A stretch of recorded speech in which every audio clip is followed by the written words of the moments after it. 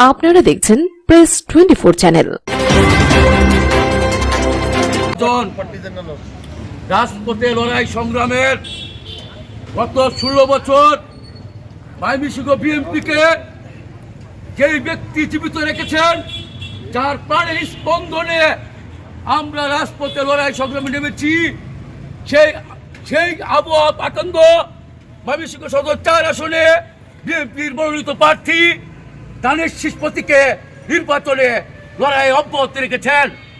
আমরা 6 নং word BNP এবং 6 নং ওয়ার্ড স্বেচ্ছাসেবক দল দিনভর রাত অবধি 6 নং ওয়ার্ড দানেশ শীষ প্রতীকে চষে বেড়াচ্ছি এবং এই 6 নং ওয়ার্ড বিএনপির বর্ষিয়ান নেতৃত্ব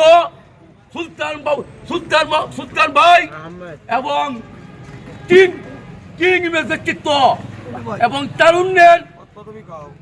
তারুণ্যের বরিষ্ঠ কণ্ঠস্বর 6 নং ওয়ার্ড বিএনপির সদস্য সচিব অপু ভাই এবং বর্ষিয়ান রাজনীতিবিদ যুগ্ম আহ্বায়ক দুলাল শেখ এবং এই 6 নং ওয়ার্ড স্বেচ্ছাসেবক দলের আহ্বায়ক তরুণ নেতৃত্ব নুরু ভাই এবং 6 নং ওয়ার্ড স্বেচ্ছাসেবক দলের আরেক কান্ডারি সদস্য সচিব নাইব এবং 6 নং ওয়ার্ডের জুনিয়র কনভেনর আমি কাঞ্চন শেখ এবং এখানে মহানগর নেতৃবৃন্দ, জেলা নেতৃবৃন্দ সবাই উপস্থিত আছেন। আমি দুটি কথা বলবো এবং আমি ভুল করেছি, সরি। ময়মনসিংহ মহিলা দল রাজপথে লড়াই সংগ্রামে তার সক্রিয় অবদান এবং বর্ষিয়ান রাজনীতিবিদ প্রয়াত নেতা আমার নেতা কামরুল ইসলাম অলিদ ভাইয়ের আদরের ছোট বোন মহিলা দল নেত্রী বন্যাফা